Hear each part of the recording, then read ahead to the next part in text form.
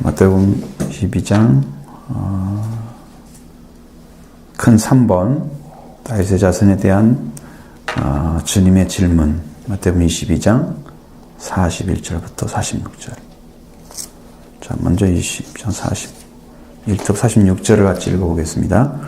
바리새인들이 모였을 때에 예수께서 그들에게 물으시되 너희는 그리스도에 대하여 어떻게 생각하느냐? 누구의 자손이냐? 대답하되 다윗의 자손이나이다.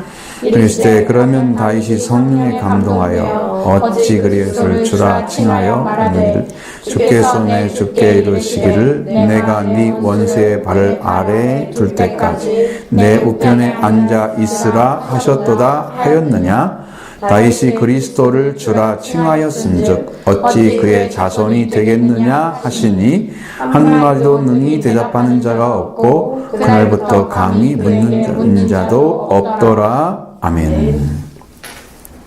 이게 어려운 말씀이긴 한데 근데 우리가 꼭 이게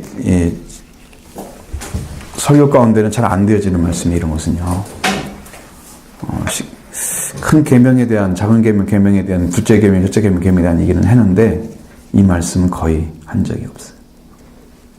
그래서 배우기가 굉장히 어려운.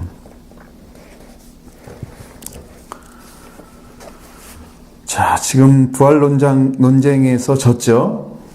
바리새인들 부활이 없다는 사두개인들이 와서 졌고요. 그죠? 그 다음에 계명에 대해서 사두개인이 또 묻었죠. 대답할 수 없게 하니까 이제 바리새인들이 와가지고 다시 물었어요. 계명 중에 어느 계명이 큽니까? 제일 큰 계명을 물어봤어요. 예수님 두 가지 말씀하셨죠. 계명을 정확히 알고 있으면 우리는 절대 진리가 없습니다. 계명을. 그럼 여기는 뭐에 대한 계명으로 보셔야 되냐면 하나님에 대한 사랑, 이웃에 대한 사랑. 그러면 십계명에 나타나고 있는 사랑이 두 가지예요. 하지 말라 하라는 것은 하나님의 명령인데 그 명령이 하지 않게 되고 하게 되면 어떤 걸 이루느냐. 이제 거기에 초점이에요. 자, 신을 두지 않거나 절하지 않거나 우상에게 우상을 만들지 않는 것도 중요하고 안식일을 지키는 것도 중요하고 하나님의 일을 망령되게 일으키지 않는 것. 그 전체가 하지 않음으로 인해서 하나님에 대한 사랑이 절대적으로 커지는 거예요. 그다음에 부모에 대한 사랑이 하나 있고, 그다음에 살인이나 간음하지 말라, 도둑질하지 말라, 거짓말하지 말라, 이를 탐내지 말라, 이런 계명들은 하지 말라는 거잖아요. 거의 대부분이 다 한 가지 말라 그랬잖아요. 내 부모를 공경하라. 그건 하라 그랬죠. 하지 않게 되면 그 죄로 인해서 생겨진 죄들이 다 죽어지고 생명의 사랑만이 나타나게 되는 거예요.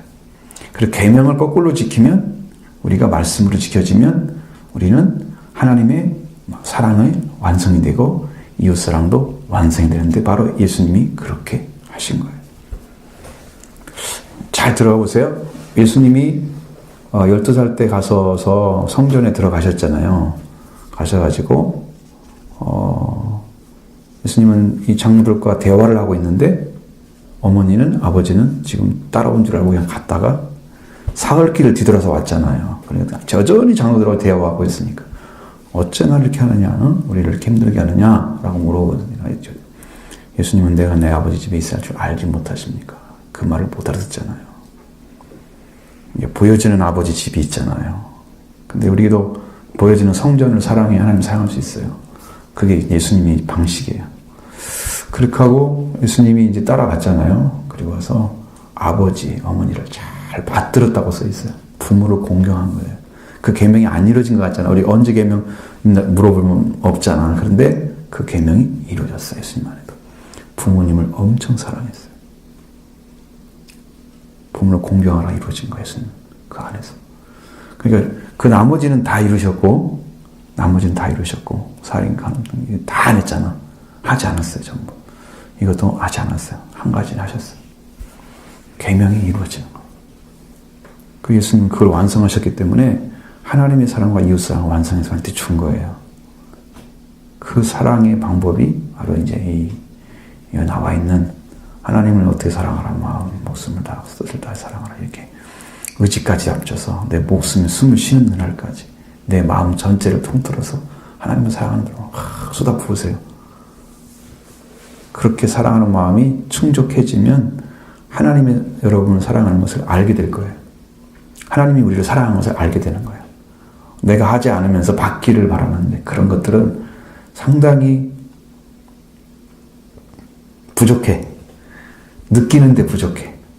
자기가 사랑하지 않고 사랑만 달라고 막 그런 사람들은 주는 기쁨을 몰라. 사랑함으로써 얻는 기쁨을 몰라. 그래서 그 사랑이 부족해.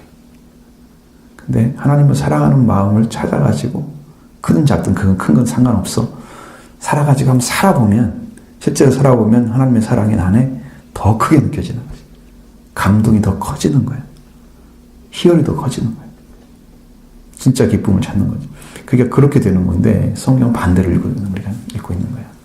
우리는 반절짜리야. 받기만을 바라고 있어.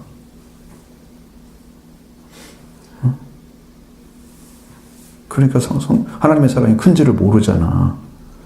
그러니까 우리가 말씀을 증거할 때마다 있어요. 하나님을 믿는 것, 하나님의 사랑을 믿는 거다.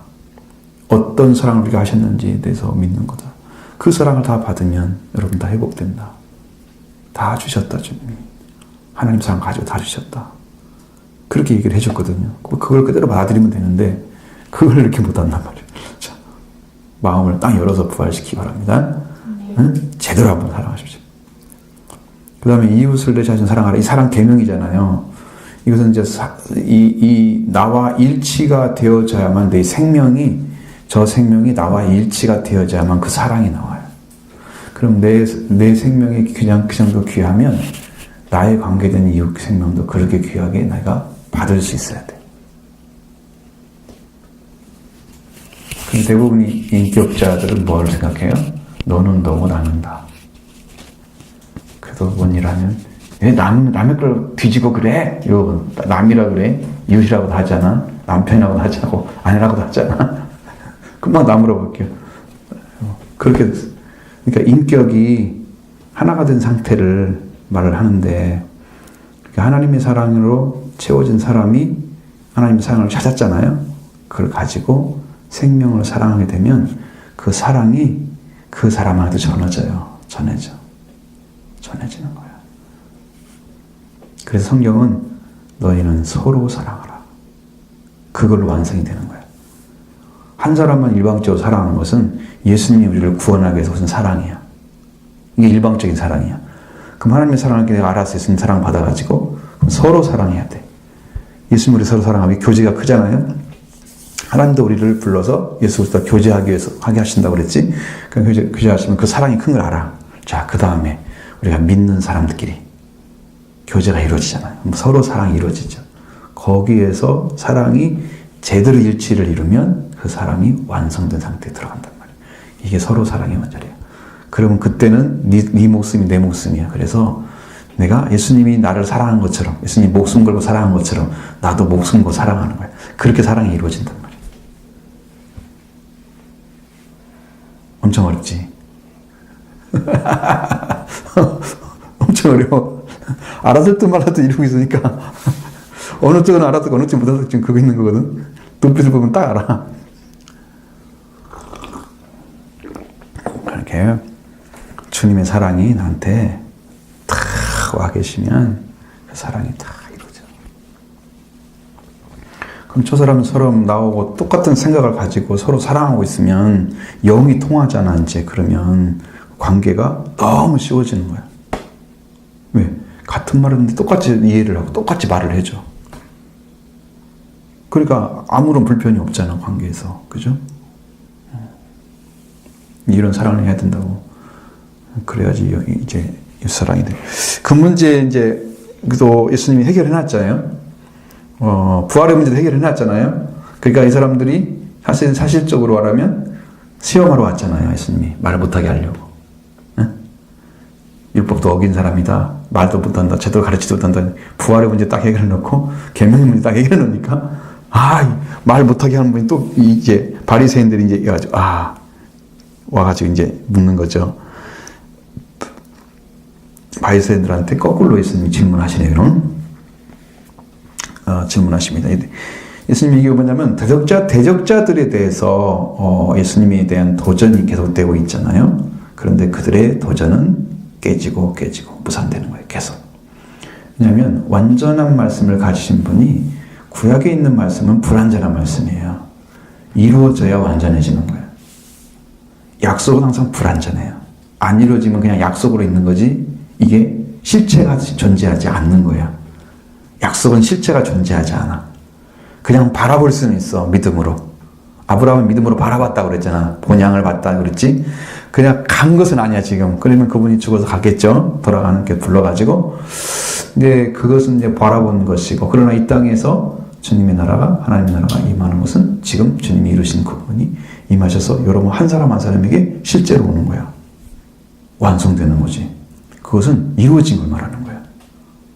오늘날 예수를 믿는 것도 구원이 이루어진 구원을만 믿는 거야. 우리 것은 이루어진 구원을 나한테 이루어지게 해서 구원, 나한테 그 말씀이 이루어지게 해서 나는 믿는 거야 지금. 응? 예수님 또 이루라고 믿는 거 아니야. 아니면 예수님이 이루는 것만 믿는 게 아니야. 예수님 이루는 건 다 믿을 수 있어. 왜? 주님이 해놨다는데 뭐 걱정이야 그게. 그냥 믿지. 근데 그것이 나와 무슨 관계가 있는데. 이루어진 거 하고 나하고.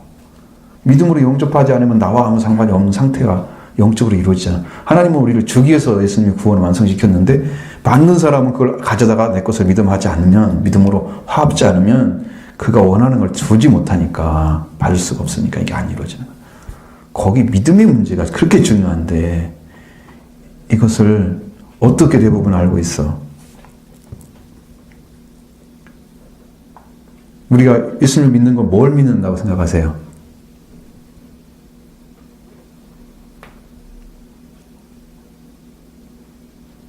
대답해봐요. 왜 말을 못해요? 나를 구원하실 분. 그렇게 그분을 믿는 건데 그분의 뭘 믿어? 그러니까 나를 구원할 뭐 어떻게 나를 구원하시는? 뭐야? 죄송. 그러니까 그걸 어떻게 나한테 가져오는데 저 사람이? 나한테 가져오는 길을 알고 믿어야 될 거 아니야. 이 길은 없이 예수님 이런 것만 믿는다고 하니까 내 안에 뭐가 와야지? 그래서 항상 여기서 헤매네.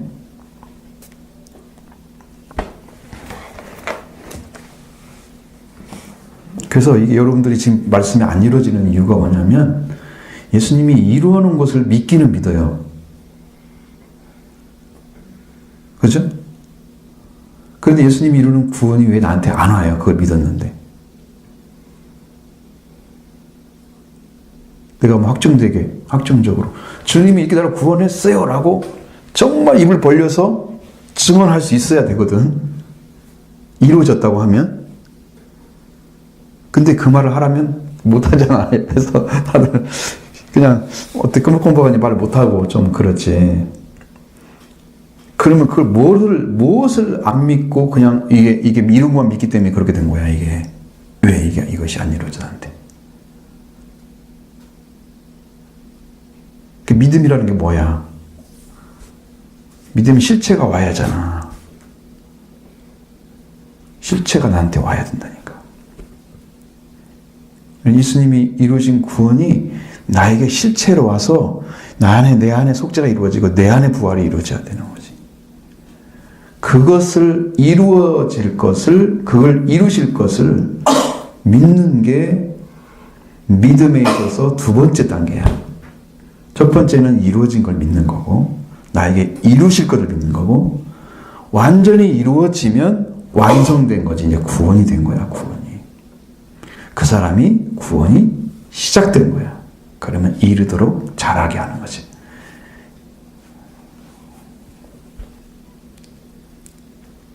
근데 그 중간 단계가 없어, 지금. 그리고 나는 구원받은 자로 생각해. 그러면 내 실체가 없는 상태에서 나는 확신을 가지고 있는 거지. 이런 상황을 대부분의 성도는 다 가지고 있을 거야. 그래서 무엇을 통과가 안 되냐면 양의 오리에 들어가는데 양의 문이 예수님이잖아요. 예수님을 통과하지 않고 넘어가 버리는 거야, 그냥. 예수님이 진짜 양의 문이면 그분의 피를 통해서, 그분의 부활을 통해서 영적 생명 회복한 자가 예수님의 목자에 대해서 양이 돼서 양이 된 그 사람이 우리에 들어가야 되는 거야. 태어난 아이가 부모를 찾은 것 똑같아. 근데 태어나는 방법은 아는데 태어나진 않고 난 태어난 사람처럼 넘어가 있어. 그러니까 실체는 없는데 나는 믿는 사람이 되어 있는 거야 벌써. 그래서 진짜 물어보면 아무것도 모르고 그냥 신앙생활 몇 년 했는데 막 그것만 따지는 거지. 당신한테 이루어지지 않으면 구원이 아니라는 거야. 속죄가 안 하는데 속죄를 받았다고 어떻게 얘기를 하고 부활이 없는데 어떻게 예수님 부활을 믿어? 나는 부활이 어떻게 이루어져? 다 가짜잖아. 말로만 되는 거지, 말로만. 실체가 없다니까. 계속 실제 얘기하는 이거 알겠죠? 응? 그러니까 처음에는 어떻게 해야 돼? 회개를 해서 누구를 찾아야 돼? 예수 그리스도 속죄와 부활을 하신 예수님 찾아야죠? 그 다음에 예수님이 속죄하신 것을, 부활하신 것을 내 안에 이루어질 것을 믿어야지. 그것이 내 안에 이루어질 걸 믿어야지. 영접하는 관계가 있어야잖아요. 그죠? 영접하게 되면 주님 나중에 이루신단 말이에요. 그거 완전하게. 근데 그것이 이제 어떤 순간에 좀 확신 속에서 점점 들어가면서 이루어지는데 그것이 여러분이 하나님 안에서 확인을 계속 해나가야 돼요. 계속 기도하고 찾으면서 계속 가야 돼요. 그래야 나중에 확고하게 알아져. 아, 나를 속죄하셨구나. 주님이 말씀해 주시고. 내가 물어봐. 주님, 나 속죄하셨어요? 그래, 속죄했다. 딱. 실제로 속죄했다고 말씀해 주시는 거예요. 확증을 주시는 거예요. 음성이 다 들려. 속죄받은 사람은 음성을 들을 수 있어요. 속죄받은 사람. 그 음성이 보통 사람들이 듣는 일반적인 계시를 받는 사람들은 아, 누구가 교회를 다니는데 엄마가 이번 달에 11조를 빼먹었대. 하나님 그 음성을 알려주는 거야. 네 엄마가 이번 달에 11조를 떼먹었다. 하나님 이렇게 알려줬어. 그러면 뭐라고 그래? 하나님 음성 들었다 그러지? 이런 것은 일반 계시라 그래. 하나님이 말씀하신 것은 말씀으로 와야 진짜 계신 거예요. 말씀. 때로는 사람들이 그 말을 듣고 나타나는 음성 들어요. 그러고 오는데 가 물어보면 예수님이 십자가도 없고 부활도 없어. 아무것도 없어. 실체가 없어. 근데 영적으로는 통해. 이래가지고 자기가 헷갈리는 거야. 너 예수님 피 내 안에 있어? 물어보면 말을 못해. 경험한 적이 없으니까 한 번도. 속죄를 받아야 될 거 아니야. 한 번도 없으니까 말을 못해. 근데 뭐가 있는 것처럼 확신을 해. 그래가지고 이 사람이 이게 지금 믿는 건지 안 믿는 건지 정확하게 자기를 증언할 방법이 없는 거예요. 왜 이렇게 될까? 그것은 신앙을 생활할 때 분명히 뛰어넘으면 안 되는 거야. 요한이 소개한 것처럼 이렇게 딱 회개를 하면 누구를 소개해줘요? 나보다 능력이 많으신 이를 소개하잖아요. 나는 그 능력 감당하지 못하겠다. 그죠? 그분 소개하죠. 그분 소개할 때 그분이 죄사함과 부활을 주시는 분인 것을 소개한 거예요. 그분을 믿고 속죄와 벌이 내 안에 이루어지면 그 다음에 불과 성령을 세례주는 분으로 넘어가야 되는 거예요. 그게 세례 요한이 예수님을 소개한 방식인데 우리 안에 뭐가 없어? 예수님께 소개는 받았는데 그분이 오는데 속죄가 나한테 없는 거지. 이런 상태로 가려는 것이 믿음을 뛰어넘는 거다. 실체가 없는. 그러면 예수님이 이루신 부활, 이루신 구원, 이루 속죄가 내 안에 이루어지는 거.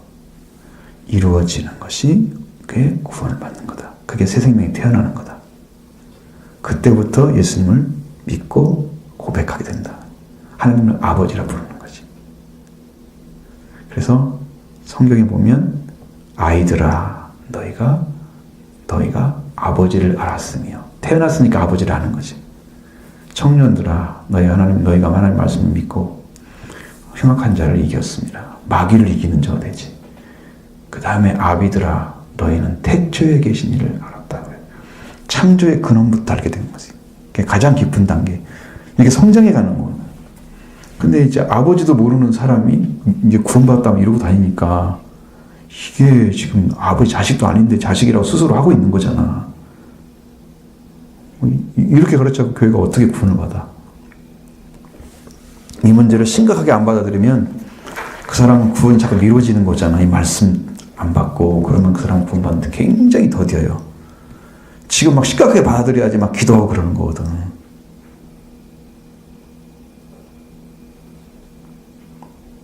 지금 안 받으면 내일은 없는 거예요. 내일은 없는 거예요. 내일 또 이 말씀 들려서 여러분 생각나서 기도할지 어떻게 알아요? 모르잖아요. 내일은 없는 거예요. 지금 믿지 않으면 내일은 없는 거예요. 그렇게 심각하게 받아들여야 돼요. 그 문제가 하나 지금 여러분이 걸려 있는 거예요. 믿음의 문제. 해결이 잘 안 돼가지고. 자, 예수께서 바리새인들에게 메시아를 막연히 다윗 자손을 알고 있는 그 무지에 대해서 또 법과 그리고 지혜로 그들에게 역질문을 하죠. 마치 공격하는 것처럼. 그렇게 해서 예수님의 권위에 대한 도전을 이제는 완전히 꺾어버리시는 거예요. 그래서 다윗의 자손에 대한 질문을 하기 시작하는 거예요. 그래서 여기 3번 제목이 안 써 있어요? 3번? 다윗 자손에 대한 주님의 질문. 됐죠? 당시 많은 유대인들은 시편 110편 1절의 말씀, 메시아 내용이 있어요. 거기 나와요. 한번 여러분도 펴보시면 주께서 내 주께 이르시되 그게 나올 거예요.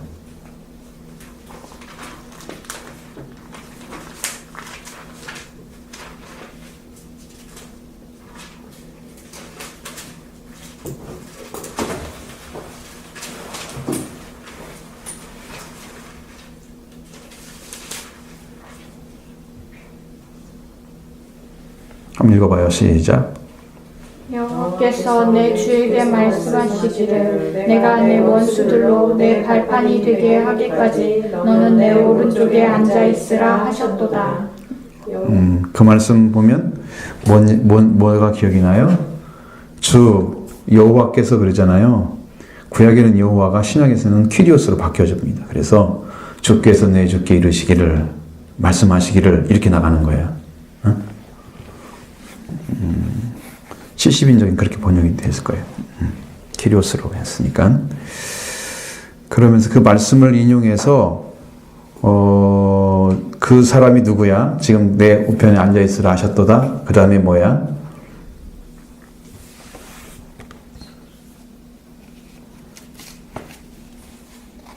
거기 다윗의 자손이 안 나오죠?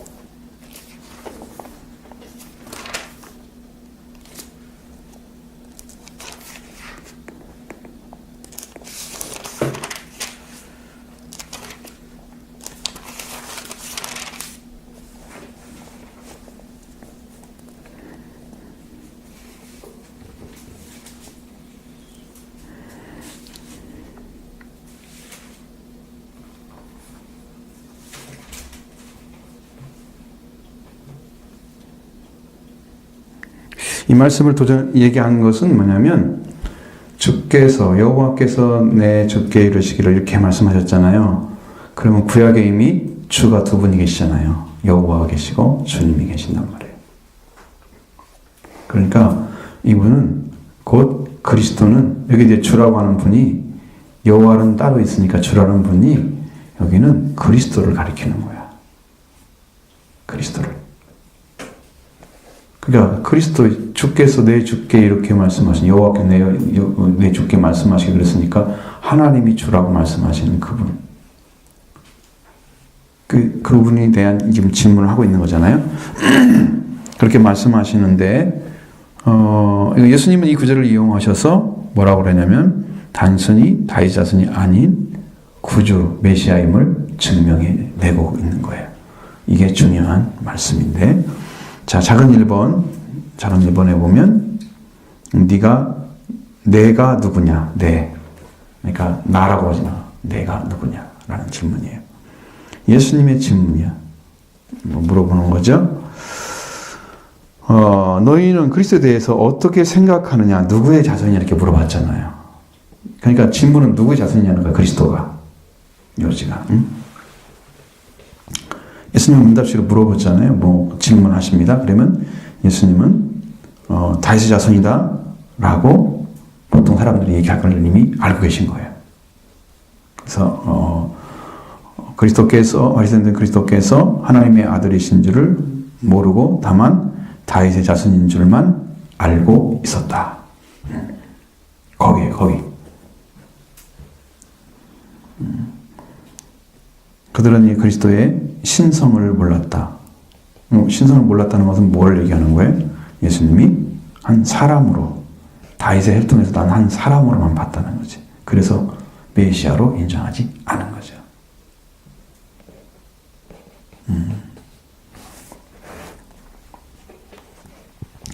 작은 2번, 하나님의 아들 되심에 대한 이야기입니다. 주님이 여기서 기가 막힌 대답을 하시는데 이러시되 그러면 다윗이 성령에 감동하여 어찌 그리스도를 칭하여 말하되 주께서 내 주께 이르시기를 내가 네 원수를 발달 아래 둘 때까지 내 옆에 앉아서 하셨다 하였느냐? 이렇게 이제 물어보는 거예요.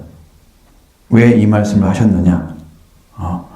율신, 그 당시에 이제 우리가 야훼라고도 하는, 야훼라고 하는 이름은 여호와의 옛 이름을 갖다가 사람들이 찾아놨을 때 이 단어를 야훼라고 불렀어요. 하나님의 이름을. 야훼 하나님을 섬기면서 이방 문화와 정치나 질서 속에 사는 유대인 그들에게 우상숭배와 신격화하는 그런 가장 민감한 부분이 있었는데, 그 하나님에 대한 것도 그렇게 이제 문화적인 이해를 하고 있었던 거예요. 그냥 신격화시키는 게 싫죠. 그리고 그거는 결코 허용될 수 있는 것이 아니었다. 이 말은 무슨 말이냐면, 자, 다윗의 자손이란 예수님이 다윗의 자손으로서만 계시면 메시아가 될 수 없어요. 메시아가 될 수가 없어요. 왜? 그거를 증명할 수 있는 말씀이 있어야 돼.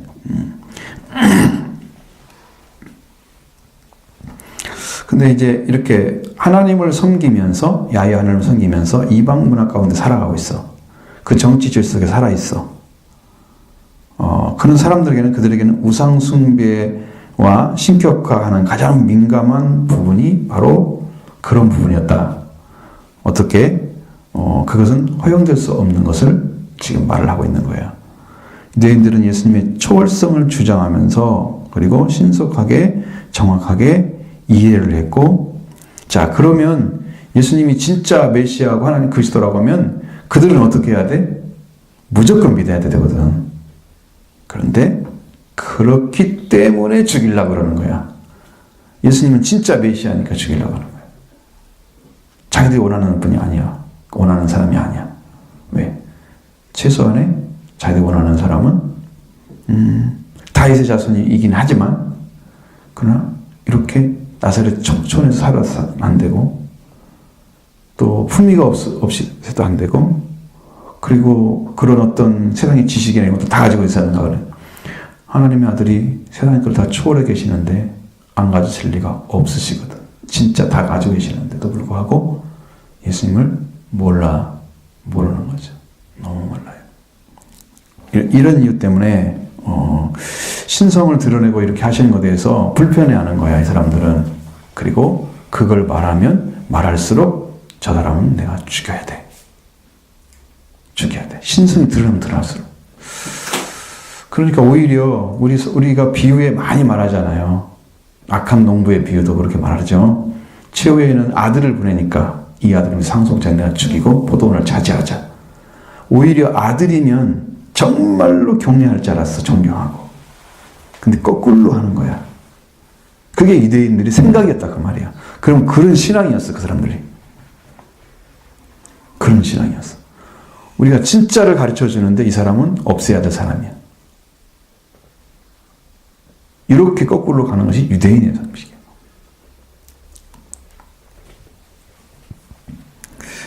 그래서 그런 다윗의 전투적인 용명을 물려받은 자손을 기다렸어. 어떻게? 메시아를 기다리되 하나님의 아들과 혼 자신이 아닌 하나님의 종을 기다린 거다. 그렇죠? 하나님의 아들로서 서서 일을 해주는 게 아니고 하나님의 종으로 서서 어떻게 해야 돼? 하나님이 원하시는 막 이스라엘 민족을 막 지금 도마에서 해방시키고, 그 이동막은 쫓아내버리고, 나라를 막 옹립해가지고 국가를 건설하고, 옛 다윗의 영토를 다 회복하고, 그렇게 다윗이 했던 방식의 메시아가 필요한 거예요, 사람들은. 다윗이 원하는, 다윗이 했던 다윗의 방식의 메시아를 필요로 했던 거예요. 하나님의 아들로 서 계셔서 높은 곳에 계셔서 하나님 원하신 일을 하나님처럼 하시는 그분은 싫어하고 종처럼 일하는 것을 원했다는 거예요. 메시아가 왕으로 나타나시기도 하고 혹은 종으로 나타나시기도 하고 사람으로 나타나시기도 하고 혹은 우주적인 그런 말씀으로 나타나기도 하시는데 예수 그리스도를 너무 정확히 알지 못하는 사람들이 이렇게 이제 성경 전체를 못 보니까 그래서 그 메시아는 굉장한 능력과 권세를 가지고 일을 해서 그들의 존재, 나라가 영원하려는 것까지 기대까지 하고 있었어. 그러니까 예수님을 통해서 이스라엘 민족이 먹고 사는 거야, 이제. 먹는 문제는 다 해결됐어. 왜? 500리어만 갖다 빵만 갖다 줘도 사람들 다 앉혀놓고 다 먹이면 돼. 그 예수님이 왕을 삼은 줄 알고 산으로 도망가신 거 나오죠? 요한복음 6장에. 그러니까 예수님이 오신 것과 뭐가 달라? 그들의 기대와 달라. 그러니까 안 받아들이는 거예요. 아마 오늘날도 기대하는 사람들이 목회자의 기대나 아니면 말씀된 기대는 어떻게, 뭘 기대가 있을까? 내가 원하는 어떤 방식의 것들을 좀 더 얻기를 기대하겠지. 내가 원하는 걸 얻기를 기대하겠지.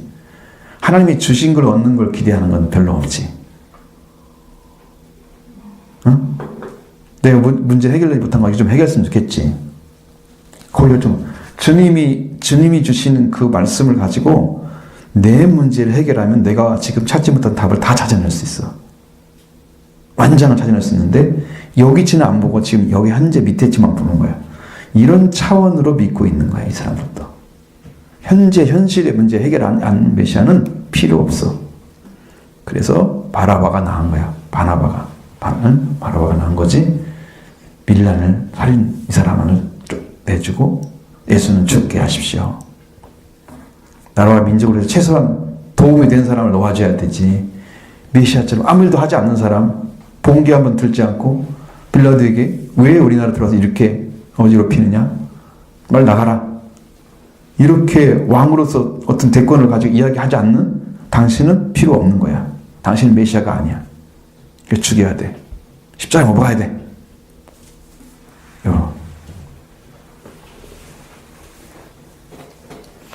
지금 예수님에 대해서 지금 교회들도 지금 현실 문제 해결해주는 메시아를 찾고 있어요.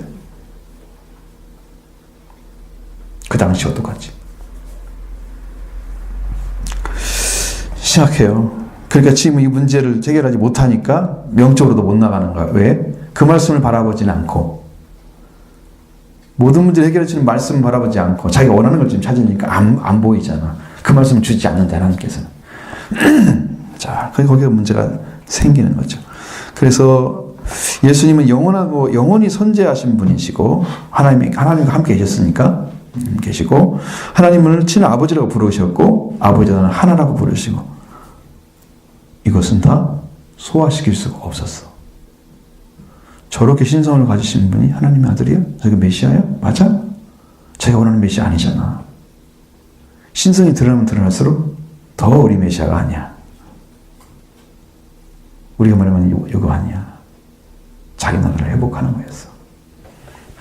국지적인 그리고 아주 좁은 세계에서 메시아를 찾고 있었던 사람들과 주님이 하나님으로서 오신 것과는 너무 달라서 이분을 메시아로 영접하지 못했다.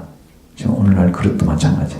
오늘날 신앙인들도 하나님의 뜻을 이해를 못해. 하나님의 뜻은 이해 못하고 성경이 뭐라고 했는가 그 조금 이해를 하고 거기서부터 하나님을 좀 알고 것처럼 생각을 하지 실제로 이해하고 하나님의 그 넓이 속에서 하나님의 뜻을 알아낸다는 것은 정말 내 뜻을 완전히 포기하지 않은 사람이면 알 수가 없어요. 너무나 크고 높기 때문에. 그래서 성경을 안다는 말은 쉽게 할 수가 없는 거지. 그러니까 쉽게 말하면 여러분 하나님의 뜻을 내 뜻으로 해야 되는데 내 뜻을 꺾어지기 전에 하나님의 뜻을 먼저 선택해야 되는데 내 뜻을 먼저 가지고 있으면서 하나님의 말씀을 받기 때문에 내 윌이 사라지지 않는 한, 내가 하고 싶은 거 사라지지 않는 한 하나님의 뜻을 받아들이지 못해. 그래서 이해를 못하는 거예요. 그러니까 지금 메시아의 문제도 해결이 안 되잖아. 여러분 안에 지금 해결이 안 되지. 하나님은 얼마나 큰 걸 가지고 우리한테 지금 던져지고 있는데 우리는 그 문제부터 해결하지 못하고 쩔쩔매고 있는 거지 지금 거기가. 왜냐하면 크게 안 받아들이기 때문에 그래요, 여러분. 하나님의 사랑을 너무 크게 보셔야 되는데 그냥 좁게 보는 거지. 내가 이해하고 있는 분으로 보고 있는 거야. 하나님이 여러분의 이해보다 훨씬 크십니다. 사랑도 완전하십니다. 그래서 우리한테 진짜 임하셔서 도와주시면 여러분이 생각보다 완전한 말씀을 이해할 수 있습니다. 믿어집니다. 알 수가 있습니다. 알아지는 것은 보는 거니까 알아지는 거. 확신 속에 들어갈 수 있죠. 이 부분이 여러분이 지금 깨달아야 할 말씀이라는 거죠. 작은 2번입니다. 하나님의 아들 되심. 그거 했나요? 그래서 다윗이 여기 다윗이 예수님의 조상인 것은 확실하지만 다윗이 예수님을 주라고 고백했다는 것에 대해서는 잘 모르고 있었던 거지. 여호와께서 내 주께 말씀하시기를 내 주라고 그랬잖아요. 주라고 고백했죠. 그 주가 그리스도란 말이야.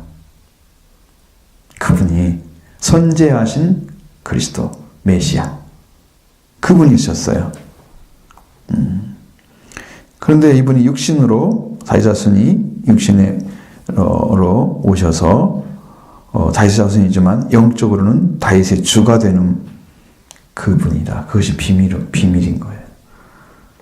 자, 보기에는 다윗보다 훨씬 늦게 나셔서 다윗의 후손처럼 핏줄로 나왔지만 그래 그분이 메시아이신 것은 다윗보다 더 온전히 오셔서 다윗이 주라고 불렀던 분이야. 그게 다 이게 비밀에 숨겨 있는 거예요. 그죠?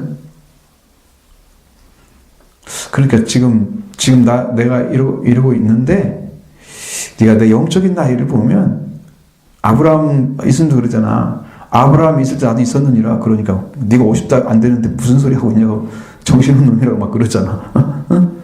지금 나이가 몇 살인데 지금 아브라함을 지금 들먹거리냐고 그렇게. 그러니까 그 선지자신 그리스도를 모르는 사람들은 다 예수님에 대해서 그렇게 이해를 하고 있는 거죠. 육신으로만 보는 거야. 육신 안에 계신 그리스도 말씀을 봐야 되는데 메시아를 봐야 되는데 그분을 못 보고 있는 사람들은 예수님을 하나의 인간으로 취급해서 다윗의 후손으로 놓고 그 밑에 놓으려고 하는 거죠. 그래서 너희는 나를 누구라 하느냐? 응? 그렇게 역공으로 누구의 자손이냐고 물어봤던 거예요. 봤던 것이고요. 그래서 우리가 예수님을 처음 믿으면 결선 동기가 로 주님을 만나기 때문에 의료 필요를 채워주기를 원해요. 대부분이 내가 지금 궁핍하고 찾고자 하는 것들을 채워주면 만족을 느껴요. 그게 결선 동기야. 내가 원하는 거, 지금 배고픈 거 채워주려면 뭐가 있어야 돼? 먹는 거 갖다 주면 돼. 음식을. 그죠? 이게 저는 필요한 거야. 물론 맨 기초적인 거죠. 먹지 못하고는 살 수가 없으니까 기초적인 거지. 근데 주님이 우리가 먹을 것만 채워줬다면 주님도 농사를 하셨어요. 아니면 계속해서 500년 기적을 일으키고 계시던가 사람이 떡만 해결하려고 했으면 계속 그렇게 하셔야 되겠죠. 그것이 목적이라면. 근데 그거 안 하셨어요. 그거 안 하셨어.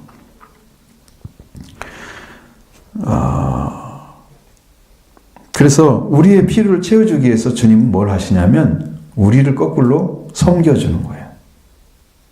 제일 궁핍한 게 뭐야? 제일 결핍된 게 뭐야, 사람에게? 사람이 하나님 관계에서 결핍된 게 뭐예요? 진짜 있어야 하는데 없는 거. 있어야 되는데.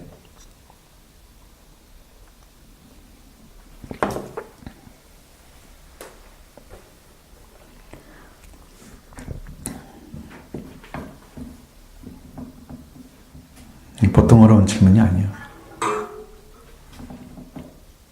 그러니까 이것은 형이상학적인 게 아니고 실제로 우리가 사람이니까 존재하고 있는 일이잖아. 우리는 육만 존재하는 거 영도 존재하잖아. 그죠? 마음도 존재하잖아요. 형이상하게 아닌 거예요. 이거는 내 정신으로 이해할 수 있는 부분이고 내 욕으로도 이해할 수 있는 부분이고 이성적으로 이해할 수 있는 부분이에요. 다 있어요. 우리가 마음으로 이해할 수 있고 다 가지고 있어요. 근데 우리한테 결핍된 것은 뭐냐면 하나님의 의가 결핍되어 있어요.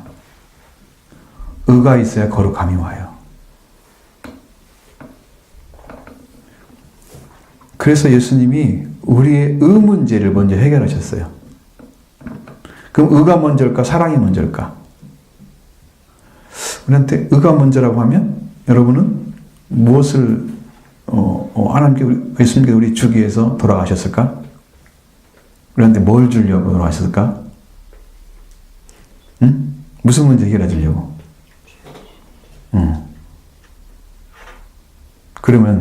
그러면 그 죄 문제는 십자가를 통해서 보혈로 씻어주신 것은 해결했죠? 해결하셨어요. 의를 주셨어요. 그것을 주게 된 동기가 뭘까? 그 속죄를 우리한테 왜 줘요? 우리가 뭐길래? 우리가 뭘 잘했길래? 우리 하나님께 의로움을 찾아야만 하나님 나를 인정하시는 건데 하나님의 의를 가지고 있어야 하나님 나를 인정해서 자식이 되는 건데 그 문제가 결핍되어 있단 말이에요. 인간이. 그러니까 하나님 갈 수가 없는 거야 지금. 그 문제를 해결해 주기 위해서 예수님이 속죄를 주시는 거예요. 그 속죄의 동기가 사랑이야. 사랑. 사랑하시기 때문에 의를 주는 거예요. 그런데. 그러면 사랑의 목적이 뭐야? 사랑의 목적은 우리가 의롭게 되는 거야. 사랑의 목적은 우리가 의를 찾는 거예요. 의를 찾게 되면 완전한 사랑을 가지게 돼요. 근데 내가 의롭지 않으면 사랑도 정적인 사랑을 요구해. 그러니까 인간적으로 사랑을 잘 해주면 아우 목사님 사랑 많으세요 이렇게 얘기하지. 하나님의 사랑을 가지고 이렇게 대하면서 조금 이렇게 뭐랄까 좀 약간씩 이렇게 깊이 안 가고 좀 가까이 가지 않는 약간은 거리가 있는 그런 사랑을 가지고 있으면 그것은 사랑이 없는 것을 생각을 하는 거예요. 그러니까 막 뭐라 음식 안에 있으면 아이고 드시라고 막 이렇게 하면 목사님 정말 사랑이 많으시네요. 다 그렇게 인정하지? 근데 이 하나님의 사랑을 가지고 이 얘기를 하면 이건 사랑이 아닌 줄 알고 여기에 대해서는 감동을 안 해. 왜? 하나님이 주고자 하는 게 의였기 때문에 사랑으로 의를 준 건데 그 사랑을 가지고 나는 전해주는 건데 이게 더 좋은 거 깊은 거고 온전한 건데 이것은 눈에 띄질 않는 거야. 그리고 자기가 요구하는 것은 눈에 띄는 거야. 음식 하나 갖다 주면 더 드시라고. 목사님 놀라우신 분이라고. 이렇게 사랑이 많으신 분이라고. 칭찬을 하고. 그 사랑의 마음을 가지고 다가가는 것에 대해서는 별로 관심이 없어. 왜? 자기가 원하는 게 아니기 때문에. 그래서 사랑을 제대로 받을 수가 없는 거란 말이에요.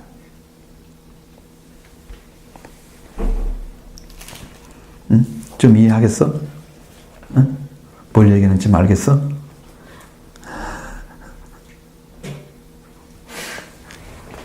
그게 놀라운 거예요. 숨겨져 있는 것들이에요.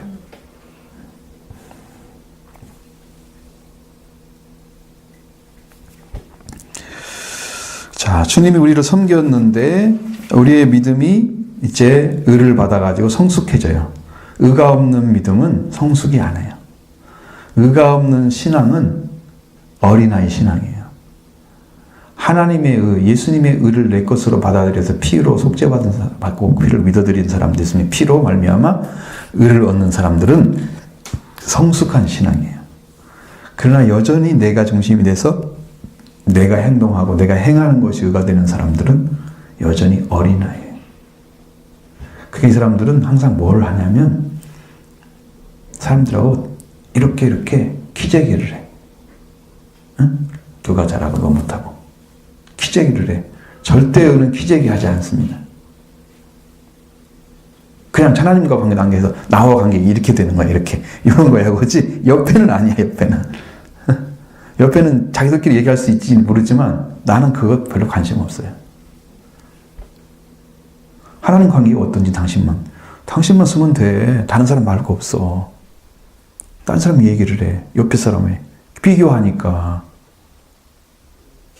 비교하기 때문에 분쟁이 일어나고 시기가 일어나고 질투가 나오는 거예요. 그 고린도전서 3장에 시기와 분쟁이 있는 것이라 너희 어린아이가 맞다. 그러잖아. 그죠? 시기와 분쟁은 왜 일어났어요? 그것 때문에 온 거잖아요. 상대적인 것 때문에 오는 거잖아요. 절대적이면. 시기와 분쟁이 올 리가 없죠. 책도 가져오셨어요. 책 가져왔어. 드려. 그렇게 돼야 된단 말이에요. 우리 신앙은 거기에 초점 맞춰야 돼요.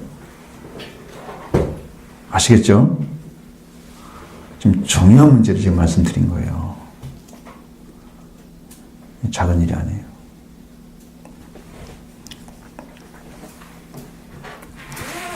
자, 그 다음에 우리가 주님으로 인해서 우리가 의를 얻어서 성숙해지게 되면 주님이 나의 주인 되셔서 나를 통해서 영광을 받으시고 나를 통치하시고 나의 생애를 지배하기를 원하시는, 통치하시는, 지배하기를 원하시는, 나를 주관하시고 주권을 내게 요구를 하세요. 너 주권 내 거야. 그래서 이제 드디어 우리의 주님이 되시는 거야. 예수를 주로 시인하며. 그때 시인이 되는 거야. 주님, 내가 당신 내 주인지 몰랐어요. 도마가 그랬잖아. 나의 주님이시여. 예수님이 주인인 걸 몰랐다니까. 생명의 주인인 걸 몰랐어. 그때 깨달았잖아. 나의 주인이시여. 생애를 주관하시는, 너 주권 내놔. 주권을 내줘야 주인 되시는 거예요. 내가 주인이 여전히 하고 있는 사람들을 주님이 우리를 사용할 수가 없어요. 어떻게든 비tab비tab 빠져나가거든. 순종하지 않거든. 주권 안 내준 사람들은 자기 삶이나 자기 신앙을 컨트롤해. 성령이 이끌리지 않아. 영으로 인도받는 자라 하나님의 자녀라. 그죠? 영으로 인도받는 사람이 하나님의 자녀예요. 내가 컨트롤하는 것은, 내가 중심이 된 것은 자녀 자리가 아닌 거예요.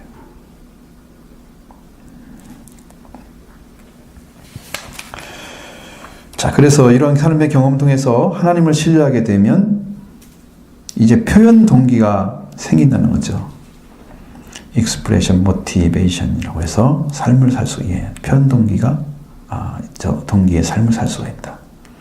앞에서는 depiction, motivation이라고 써 있는데 이것은 이제 우리가 뭐냐면 결핍 동기예요. 예수님을 믿으려고 하면 뭔가 부족하니까 내가 믿으러 온 거야. 부족해서.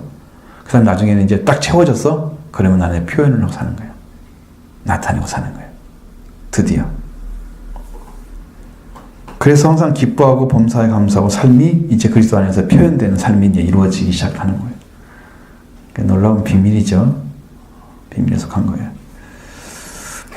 그러면 이제 이것이 어떻게 바뀌었어요? 예수님을 뭐라고 그랬어요? 다윗이 주라고 표현했다고 그랬죠. 칭했다고 그랬죠. 그러면 그게 자신이 될 수가 없죠.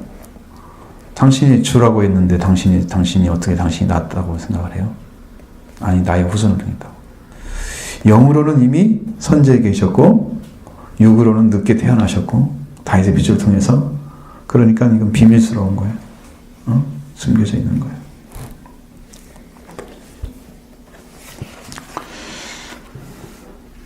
자, 그러면은 요한복음 8장 54절.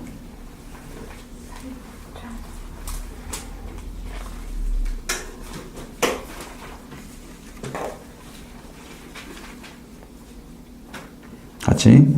예수께서 대답하시되 내가 내 영광을 돌리면 내 영광이 아무것도 아니로되 내게 영광을 돌리시는 이는 내 아버지시니 곧 너희가 너희 하나님이라 칭하는 그이시라. 아멘. 자, 예수님이 지금 아버지가 자기에게 영광을 돌리시는 분이라고 그랬죠. 그러니까 뭐냐, 아버지와 아들이 하나라는 것이고 동등하다는 뜻입니다. 꼭 아버지는 보내셨고 예수님은 아버지께 영광을 돌려야만 되는 그런 분으로 생각하실 수 있잖아요. 위치가 바뀌잖아요. 예수님께 아버지가 영광을 돌린다잖아요.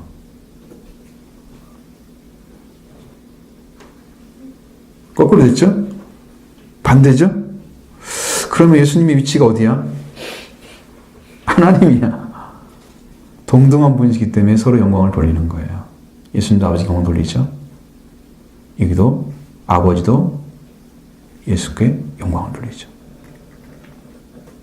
본질이 하나라는 거예요.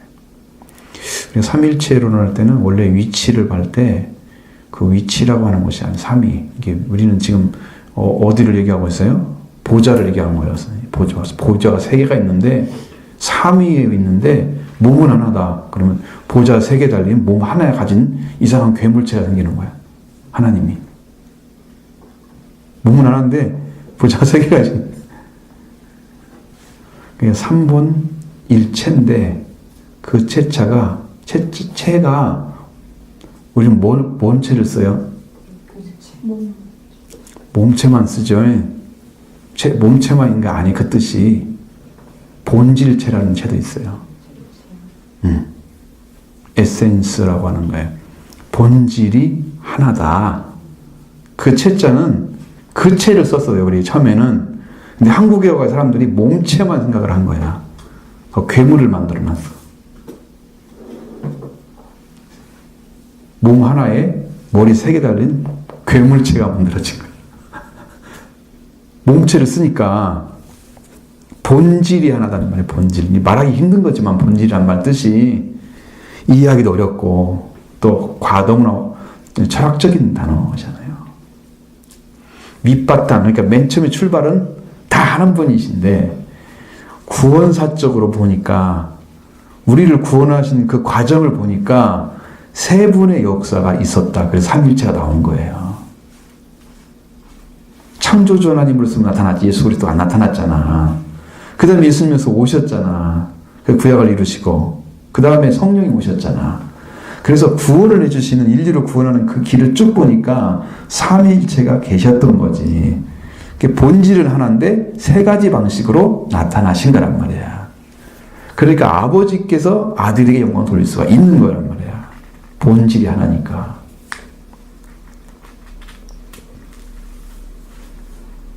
나하고 이제 정녕 목사님 대화할 때는 항상 그렇게 대화를 하잖아.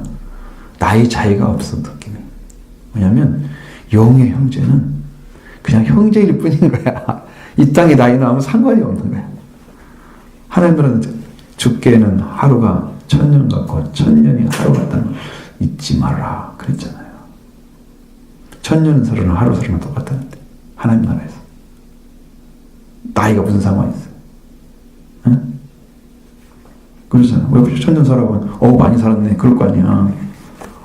천년간 살았어. 장수하셨네요. 그러니까.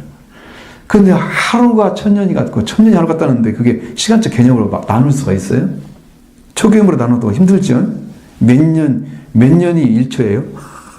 힘들잖아. 천년을 가지고. 근데 그렇게 할 수가 없지. 그러니까 그런 시간이 아니고 영적인 시간이다 그래요. 우리가 보는 것은 하나님 보는 시간은 영적인 걸 얘기하는 거예요. 그 여기 나이는 여러분이 가서 사나요? 사나? 여러분 젊을 때 나이밖에는 안 먹어서 천국에 가면 그래서 제일 아름다운 모습으로 하고 있을 거예요. 천국에 가면 여러분도 다 늙은 사람이 없어 천국에 가면 죽은 사람도 다 살아서 다 젊은 때 가장 아름다운 시기에 모습을 하고 살아. 그러니까 얼마나 좋아. 차별이 필요 없잖아. 그렇게 아름다울 수가 없지. 되게 영광스러운 거죠. 자, 너희가 칭하는 너희 아버지라 하나님이라 칭하는 그이가 바로 내 아버지다. 그렇게 말씀하셨잖아요. 그 다음에 요한복음 10장 30절 여기서 전쟁이 일어났어요.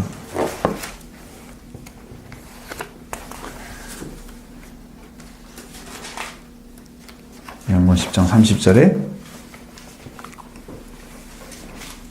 뭐라고 하시나요? 시작. 나와 아버지는 하나이시니라 하시되. 하나라고 그랬죠. 하나는 나눌 수 없는 걸 말하는 거예요. 그게 하나예요. 자, 하나님이 짝 지으신 걸 사람이 나누지 못할지니라 그랬죠. 하나지 그게. 나누지 못하는 게 하나예요. 나누는 건 둘이죠. 나눠지면 셋이죠. 늘어나죠. 나눠지면. 하나님은 나눠줄 수가 없다. 그러니까 일체에서 본질이 하나다. 이걸 꼭 이해를 하시고 계셔야 돼요.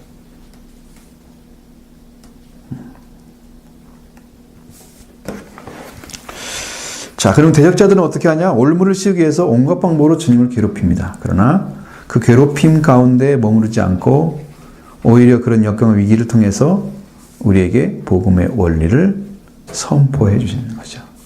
그분들이 바라보는 것은 뭐예요? 거꾸로 예수님이 어려움을 당해서 실수하기를 바라고, 그래서 조금 뭐랄까 그들에게 명분을 주어서 저 메시아가 아니야, 성경 잘 몰라, 가짜야, 이런 실수를 원하잖아. 지금 이 사람들은 시험에 들어서 대답도 못하고 그렇게 원하잖아. 그런 것을 하나하나를 전부 정확하게 말씀으로만 다 정리해 주니까 이 사람들이 어떻게 해서 그날부터 한마디 대답도 못하는 자고, 그날부터 감히 그에게 묻는 자가 없더라. 예수님에게 질문을 할 수가 없어. 대답을 할 수 없게 만들어버려요. 그게 잘하는 대답인가요? 대화는 안 되겠지만, 근데 이 사람한테 대화할 필요가 없잖아요. 시험하러 온 사람한테 대화할 필요가 없죠. 그러니까 묻는 자가 없어야 돼요. 그건 왜냐면 이게 정확하게 그리스도가 어디에 세워진 거야? 주님이 정확하게 이제 메시아로서 그 자리에 딱 세워진 거야. 사람들이 물을 수 없는 자로 딱 올라가 버렸어, 이제. 그리스도에 대한 나중에 이제 질문을 하잖아. 권위에 대한 질문. 당신은 무슨 권위로 성전을 깨끗하게 하고 이러니 왜 해? 그러면 요한이 하늘부터냐 아니면 사람으로부터냐 얘기하냐. 아무 못하잖아. 하늘부터라고 내가 안 믿어. 왜? 사람부터라고. 왜 백성들은 두려워하고 있어? 요한의 말대로.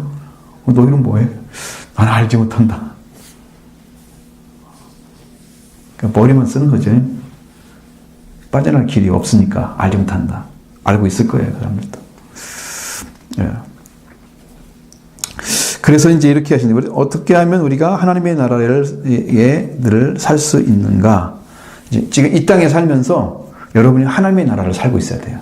하나님의 왕국에 속한 삶을 살고 있어요. 그것이 우리 하나님께서 우리를 통치하시고 이제 성령을 주셔서 우리를 통치하시고 다스리는 방식이에요. 근데 이것이 예수 그리스도가 죽으시고 부활하셔서 하늘 올라가셨죠? 성령으로 다시 오십니다.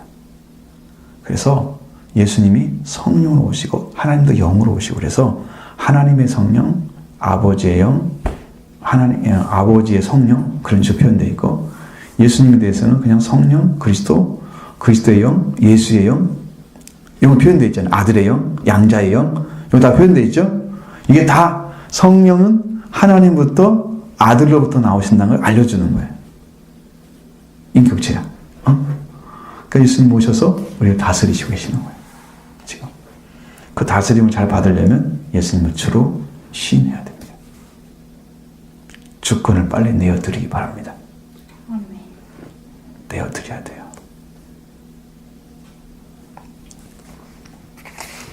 묵상과 질문을 적용을 한 질문입니다. 1. 주께서 나는 주께 나올 때에 주님이 준비해 주신 예복을 입었는가? 아니면 혹 나의 행위나 공로로 나오지는 않는가? 뭘 얘기하는 거였어요? 응? 여기 지금 뭘 얘기하는 거예요? 혼인잔치 집에 들어갈 때 그 얘기잖아, 지금 이게. 그죠? 자, 그 잔치를 할 때 그 예복을 누가 준다 그랬어요? 거기 준비하시는 사람. 그러니까 그것은 뭘 얘기하는 거예요? 하나님께서 천국에 들어오는 사람들에게 미리 세마포를 준비해 주신. 그러니까 그것은 뭐가 관련돼 있을까요? 구원받아야 할 사람에게. 그렇죠. 구원받아야 할 사람들은 이제 정해졌다 생각하면 그런데, 이게 지금 예수님이 마지막에는 사거리에 네거리에 가가지고 선한 자나 악한 자 다 들으라고 그랬단 말이에요. 그러면 선과 악이 상관이 없는 거네. 뭐가 필요해? 지금 불렀을 때, 종들을 통해 불렀을 때 가겠습니다고 응답해서 들어오는 사람이 필요한 거야. 그 소명 때문에 씻어지는 거야. 선한과 악한 거 상관없이. 그래서 준비된 걸 입혀주는 거지. 불렀을 때 응답을 제대로 해야 되는 거지. 종들의 음성을 듣고 나도 믿겠습니다. 순위 딱 들어가면 거기에 준비된 것을 예복을 딱 주시는. 한 사람은 예복을 안 입었잖아. 왜 안 입었을 것 같아요?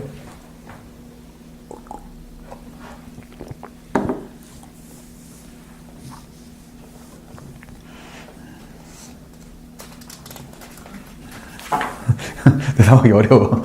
나와 있지 않아. 그 아까 그리스도께서 양의 문이라고 그 문으로 들어가는 사람이 아니라 담을 넘어서 들어간 그 사람들을 말하는 거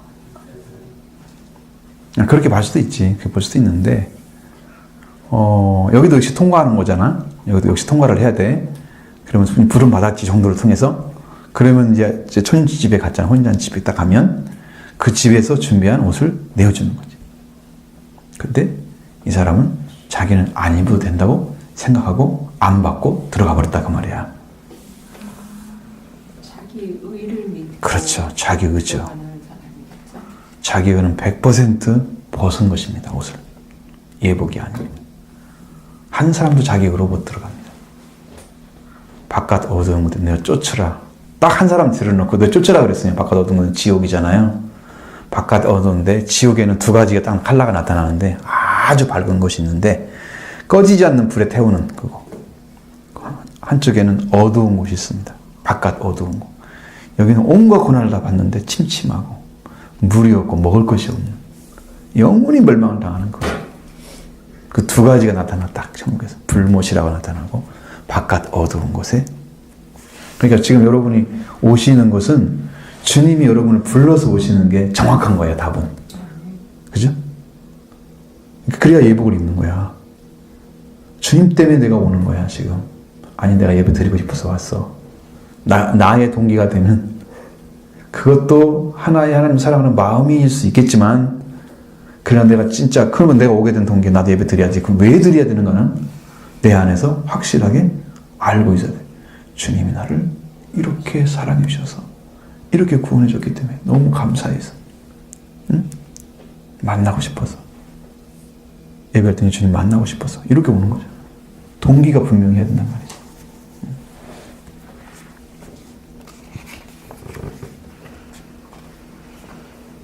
자, 그 다음에 하나님을 섬기는 방식에 대해서 물어보는 거예요. 하나님의 섬김. 하나님의 섬김에 대해서 하나님을 나는 어떻게 섬기는가? 나의 예배와 봉사에는 마음, 정성, 뜻을 다한 흔적이 있는가? 이건 뭐냐면 하나님을 사랑하는가에 대한 질문이에요. 하나님 사랑하는 방식, 마음을 다하고 뜻을 다하고 목숨을 다하고 뜻을 다해 하나님 사랑하라 그러면 하나님 사랑하는 방식이 뭐가 있어요? 뭐가 제일 중요할까요?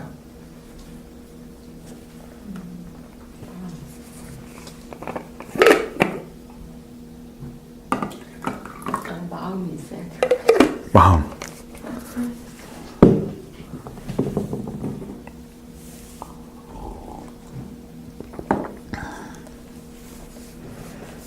그래서 하나님을 사랑하는 방식 중에서 우리가 구약에 나타나고 있는 하나님을 만나는 방식이 뭐가 있었어요? 제사를 통해서. 그렇죠. 그러니까 오늘 구약 신약에도 예배예요. 예배가 필요한 거죠. 그 세 가지를 다 가지고 하나님을 섬기는 거야, 지금.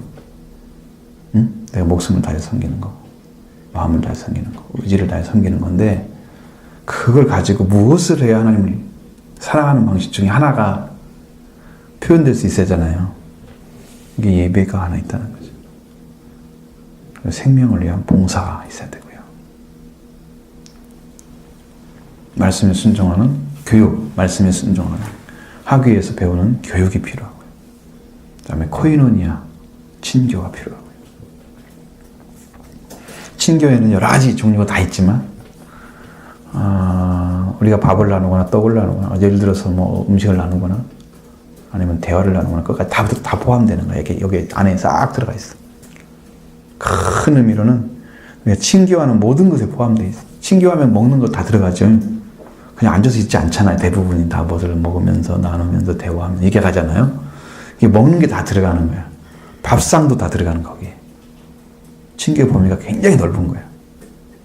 우리가 같이 나가서 같이 밥을 먹어도 이게 친교가 되는 거야. 주님의 사랑을 나눠도 친교가 되는 거야. 대화를 통해서 이게 다 가능한 것이죠. 그래서 우리 자신들이 지금 행하는 하나하나의 삶이 내가 정말 하나님을 사랑하는 마음의 동기에서 시작되는가에 대한 그런 질문이에요.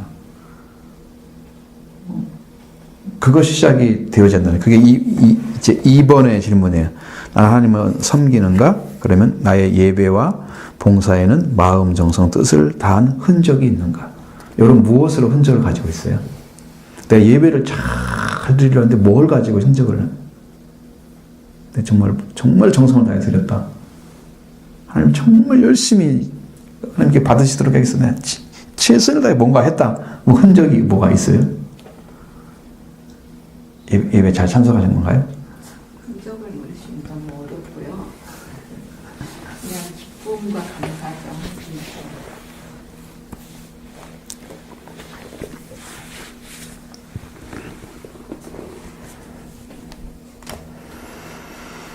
자, 그 다음에 여기 제가 앞서서 말씀드린 것처럼, 결핍 동기 말씀드렸죠? 그 다음에 나중에 표현 동기로 바뀐다고 그랬죠? 그러면 여기서, 여러분들은 하나님을 신뢰하고 있다. 세 번째 질문입니다. 하나님을 신뢰하는가? 그러면, 그렇다면 어려운 때에도 감사 생활과 찬양 생활을 할 수 있는가? 이런 질문이에요.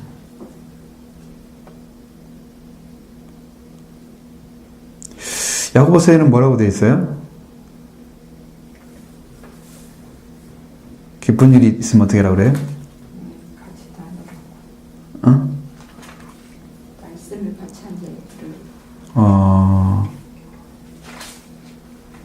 고난을 당한 자가 있느냐? 5장에 나오죠?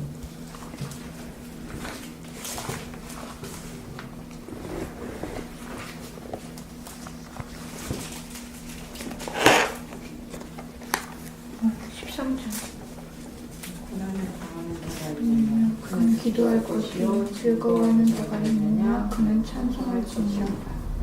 그러니까 항상 하나님을 향해 있잖아요, 이것이요. 기도도 하나님 향해 있죠. 고난 자체도 이제 기쁨, 즐거운 일이 생기면 하나님 찬송, 하나님 향해 있죠. 그러니까 우리의 삶 자체가 하나님과 떨어질 수 없는 관계 안에서 살아가고 있느냐고 지금 묻는 거야. 근데 그것이 살아가야 한다는 건 알고 있지만 내가 진짜 살고 있는지 그걸 묻는 거지. 원망불평하지 않고 정말 하나님께 기도하고 하나님 도움을 요청하고. 내가 제자들을 지금 말씀을 준비하면서 제자들을 딱 보니까 하나님이 왜 그렇게 그들에게 실패를 주시고 그런 경험을 하게 만드실까 그랬더니 그들이 완전한 통치를 받아야 되는데 주님의 통치를 받는 데서 어긋나 있어요. 그래서 실패를 통해서 주님이 너희는 내 통제를 받아야 돼. 내가 내 통치 안에 들어와야 돼. 이걸 가르쳐 주는 거야. 지금 사도로 부름받아 일할 수 있는 자리에 세워진 사람들이 딴짓하고 있단 말이야 지금.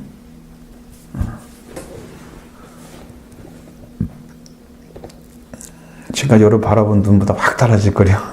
그 동기가 어디서 왔지? 아 이거구나. 이 원리가 잘못됐구나. 거기서부터 비틀어졌고. 그 딱 돌아오면 이렇게 살아야 되는데 잘못됐고. 이거는 알게 되니까 우리가 말씀 앞에 쓸 수가 있죠. 정확하게 돌아올 수 있는 거죠. 그러면 여러분은 표현 동기를 가지고 어떻게 표현을 하고 삽니까? 예배를? 아니면 감사 생활을? 기뻐할 일 있으면 찬양하고 그렇습니까?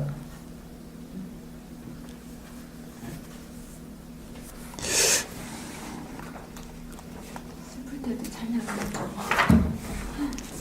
위로받으려고?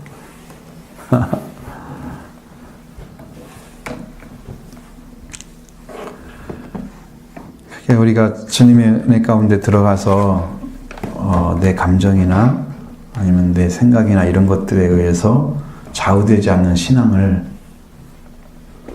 환경에 의해서 지배받지 않고 내 감정이나 생각에 의해서 좌우되지 않는 신앙을 찾게 되면 여러분 그것은 정말 정확하게 내가 하나님께 드릴 수가 있어요. 대부분이 감정에 지배받죠. 환경에 지배받죠. 그러니까 주님이 너를 통치하시는데 한계가 있어요. 그런 사람들은.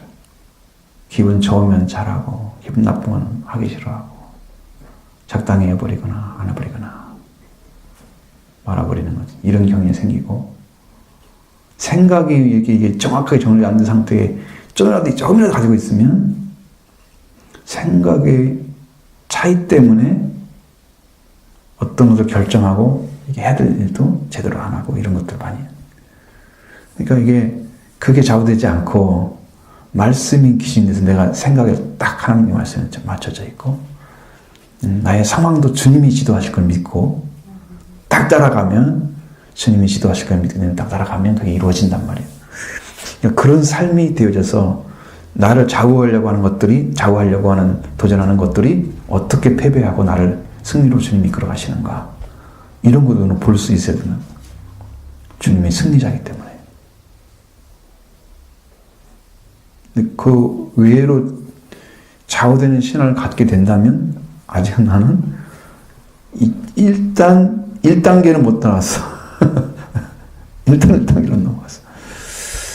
그럼 우리 신앙이 이제 하나님의 자녀로서 삶이 아니라는 거죠. 그 말은. 그걸 못 들어가는 거지.